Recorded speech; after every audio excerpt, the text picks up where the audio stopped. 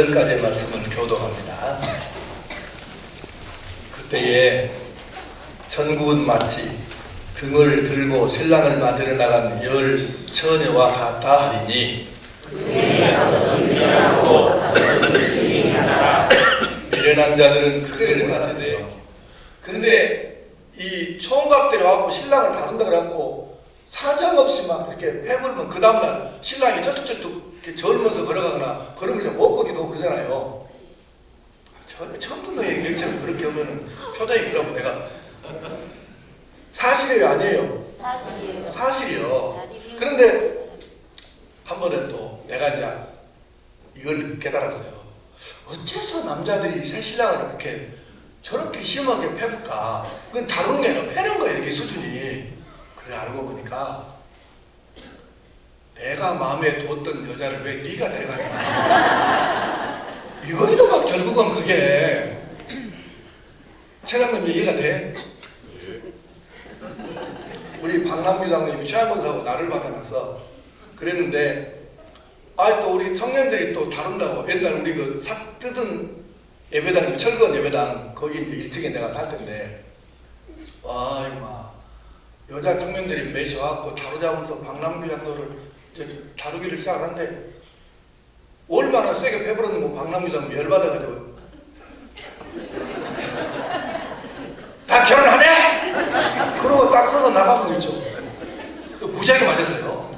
근데 누가 그랬냐면 여자 청년들이.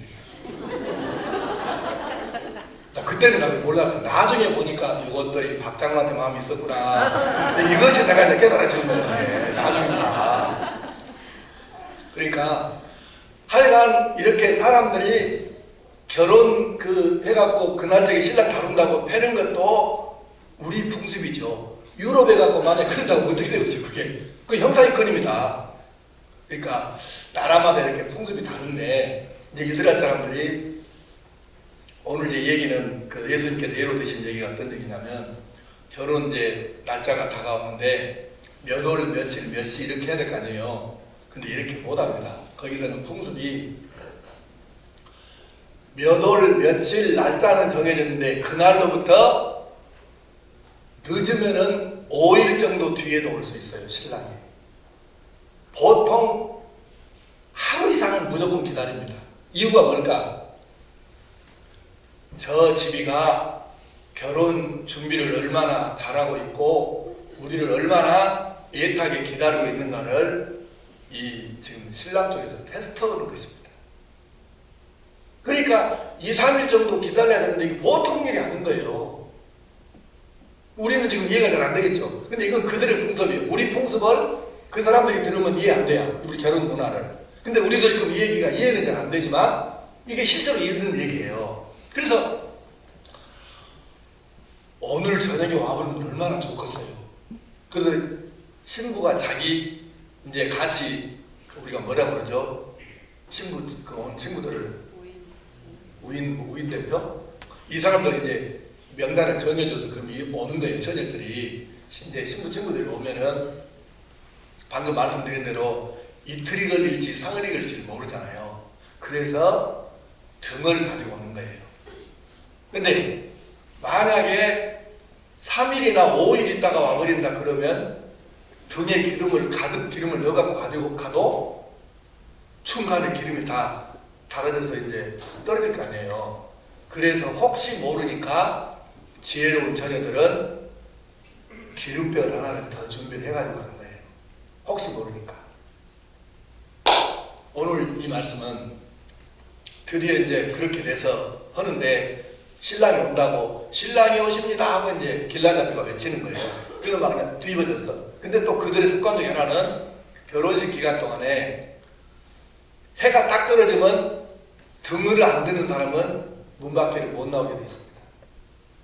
이것이 문제예요. 그래서 드디어 딱 며칠 늦게 와버렸어. 오늘 성경 말씀이 뭐라고 말하냐면은 이렇게 말씀하는 거예요.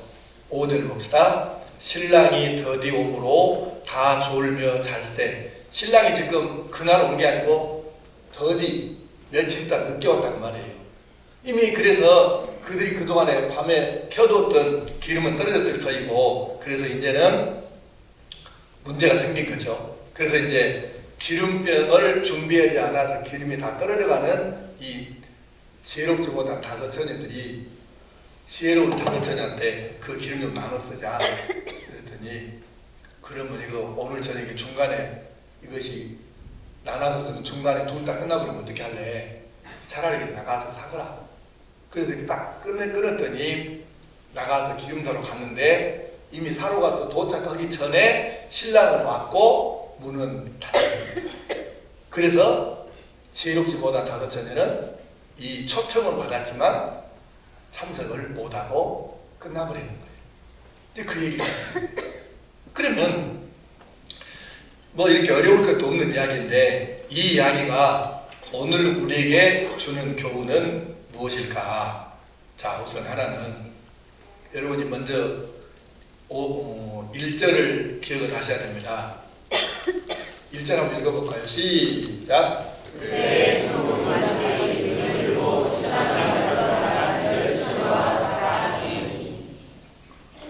천국은 마치, 이렇게 지금 시작을 하는 거예요. 천국은 마치. 그러니까 이 이야기가 천국에 갈 우리들을 빗대어서 이 이야기가 너희들의 이야기라고 지금 설명하시는 거예요. 그걸 전제로 하고 여러분이 이 말씀을 들어야 되는 거예요. 그러면 자, 첫째는 시간적으로 신랑이 오는 때는 늦을 수도 있고 빠를 수도 있는데, 그리고 우리가 시간을 특정할 수 없다는 것입니다. 몇 년, 몇 월, 며칠, 몇 시에 예수님이 오신다, 이건 있을 수가 없는 얘기예요. 그래서 시간은 늦을 수도 있습니다. 그럼 우리가 우리의 계산, 우리의 생각보다 늦게 예수님이 오신다고 할 때에 그때 우리가 어떻게 할 거냐는 거죠.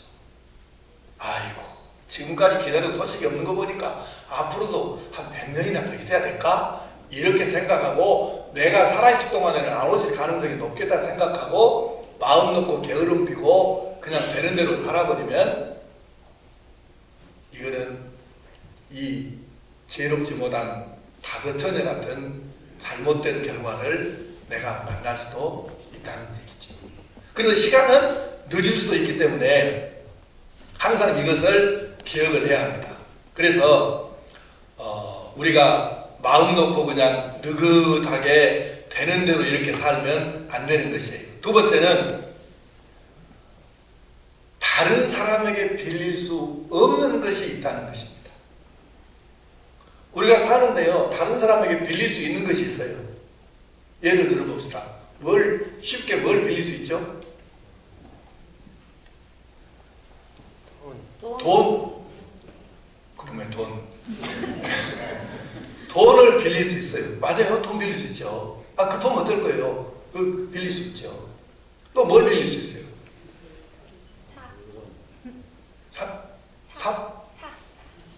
차? 차도 빌릴 수 있다. 잘 안 빌려주긴 합니다만 하여튼 뭐 차도 빌릴 수 있거든요.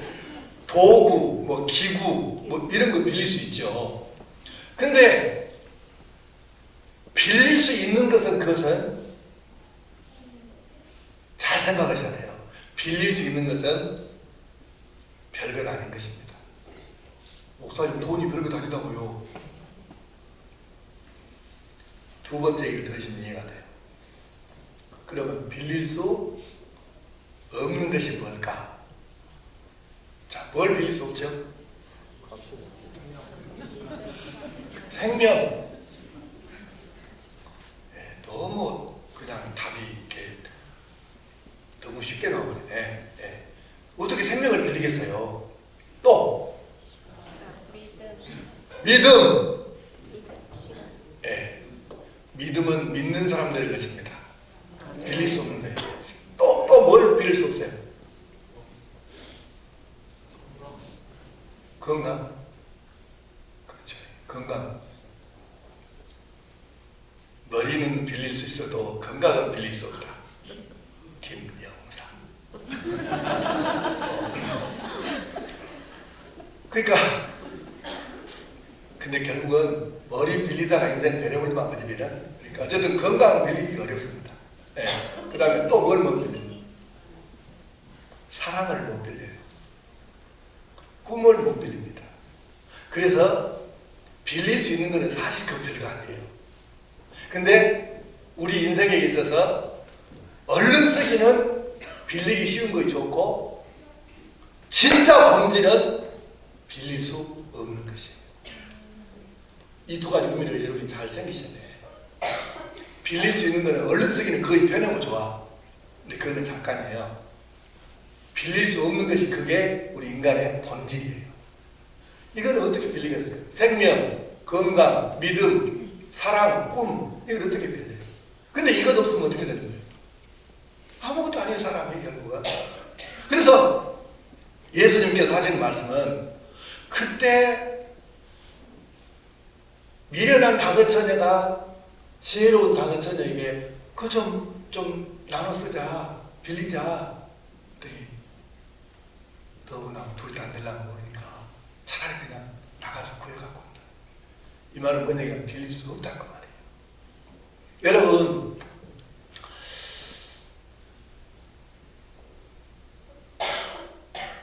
믿음을 빌릴 수 있으면 얼마나 좋겠어요. 우리 아버지가 믿음이 좋으시니까 아버지 믿음 조금 밀려갖고 얼른 천국에 탁 통과하고 그러면 얼마나 좋겠어요. 또 우리 효자 연자들은 나는 진짜 우리 아버지 어머니만 예수 믿고 이렇게 예수 영접하고 구원받았으면 나는 진짜 내가 원이 없겠다고 이러는데 빌릴 수 있다면 자기 믿음을 좀 빌려드리면 될 거 아니에요. 근데 문제는 그것이 그럴 수가 없다는 것이죠. 그래서 여러분, 믿음은 결코 빌릴 수 없다. 그러므로 여러분들이 이유야를 막론하고 믿음은 정확하고 분명하게 자기 믿음을 내가 예수님을 나의 구주로 영접하는 이 믿음을 날마다 확인하고 사시기를 바랍니다. 아멘. 세 번째는 이 말씀이 주는 교훈은 준비는 온전해야 한다는 것입니다. 네. 나는 내가 여러분 멍청해서 그런지 이해 안 되는 일들이 여러 가지가 있다고 했잖아요. 근데 또 이해 안 되는 일 중에 또 하나, 그 여러 가지 중에 하나 오늘 또 말씀을 드릴게요. 교인들을 보면서 이해 안 되는 것 중에 하나가 또 있는 게 그거 이게요. 교회에 등록을 해놓고 예배도 참석하고 교인 노릇을 하는데 그러면 그 아까운 시간, 이 귀한 금쪽 같은 시간을 내서 예배드리고 교회 행사 프로그램 참여하고 뭐 11조도 하고 기타 등등 하는데 그러면 껍데기로는 이게 정상인데 그러면 진짜 구원의 확신과 감격이 예수를 영접하는 구원의 확신과 감격이 있는 알면 이 진짜 안에 진짜 내 신앙이 있어야 되는데 교회는 다니는데 내 신앙이 없다. 형식은 있는데 내용이 없다는 얘기예요. 여러분 이제 우리가 요즘에 요거 휴대전화 이거 없으면 우리가 살기가 좀 어려울 정도 상황이 됐잖아요. 근데 예전에 이제 배터리가 이걸 착탈식으로 넣었다 뺐다 갈 수 있는 거는 이제 여분을 한 두세 개를 더 사면 어디 외출할 때 이렇게 충전 딱 시켜갖고 가지고 다니는 문제가 없었는데 이거는 이제 착탈식이 아니고 이건 끌을 수가 없게 돼 있어요. 충전식이에요. 그러니까 하루 정도 지금 이게 쓸 수 있는 지금 현재 시간이 되는데 어디를 이틀 하루를 가게 되면 어떻게 할 거예요? 충전기를 가지고 가야 된다는 얘기죠. 충전기도 안 가지고 가려면 요즘 이제 이걸 위해서 뭐가 나와요? 보조 배터리가 나오죠. 그걸 가지고 다녀야 된다는 얘기예요. 그런데 예전에 내가 외국당하면서 충전기도 안 가지고 가고 배터리만 여분으로 기간이 꽤 길지 않으니까 있는 거 다 해서 3개를 해서 4개를 총 4개를 가지고 갔는데 끼어진 것까지 외국에 나는 이게 와이파이 켜놓으면 배터리가 더 빨리 닳아진지를 몰랐어요. 나중에 들으니까 그게 근데 우리나라에서보다 배 이상 빨리 닳아지는 거예요. 이게 소모가 빨라요. 그래서 결국은 거기서 이제 며칠은 못 쓰고 다시 돌아온 거예요. 문자를 볼 수 있나요? 뭐 보낼 수 있나요? 확인할 수 있나요? 얼마나 답답하겠어요. 그래서 요즘에는 이것만 전화기만 있으면 되는 게 아니고 보조 배터리나 충전기가 필수적으로 갖고 다녀야 된다. 상식이죠. 그래도 우리 주변에 보면은 어메 배터리 다 되면 그렇지 않습니까? 이래가지고 전화기를 사용 못하는 사람들 지금도 우리 옆에 날마다 봅니까 안 봅니까? 오늘은 말 안 키우겠다고요. 그러니까 이게 모르는 사람이 어디 있냐고. 근데도 준비를 안 해갖고 다니는 사람들이 꽤 있다는 얘기예요. 자, 군인들이 총을 갖고 가, 총을 막 이게 분해조립해가지고 청소해서 깨끗하게 최상의 상태를 유지를 해서 언제 쏠 수 있게 잘 해서 가는데 총알을 안 갖고 갔다. 그럼 그놈의 총은 닦으면 못하고 잘 나가면 못할 거예요. 그러니까 우리가 준비를 하는 사람은 온전하게 준비를 해야 된다는 말입니다. 몸만 교회에 왔다 갔다 하면 되는 게 아니고 내 안에 진짜 신앙이 형식이 있어야 돼. 교회 등록했다, 세례받았다, 집사됐다, 뭐 이것저것 프로그램 참석하고 행사 참석한다. 이거는 형식이에요. 껍데기라고 이게. 그 껍데기 안에가 알맹이가 들어야 돼요. 그래서 우리가 내용이 나는 예수 없이는 못 산다. 나는 예수 그리스도 아니면 구원의 길이 절대로 없다. 나는 예수를 분명히 지금도 믿고 있다. 이 내용이 확실해야 되는데 이것이 없으면 어떻게 하겠어요? 그러니까 예수님 오실 때까지 기다리는 그 기간 동안에도 우리가 준비 기간이 하려면 바로 이것이에요. 내용이, 믿음의 내용이 제대로 온전하게 갖추어져 있어야 한다는 것입니다. 그래서 우리가 언제 예수님이 오시더라도 당황하지 않으려고 맞이할 수 있도록 그렇게 잘 온전히 준비해서 하는 성도들이 될 수 있기를 바랍니다. 이 말씀이 주는 네 번째 교훈은 모든 기회는 끝이 있다는 것입니다. 이 처녀들이 기름 사러 갔어요. 기름을 사가지고 와보니까 문이 닫혔어요. 그래서 문을 두들고 주인님 문 좀 열어주시오. 안 된다. 문이 닫혔다. 그래서 끝났다는 거죠.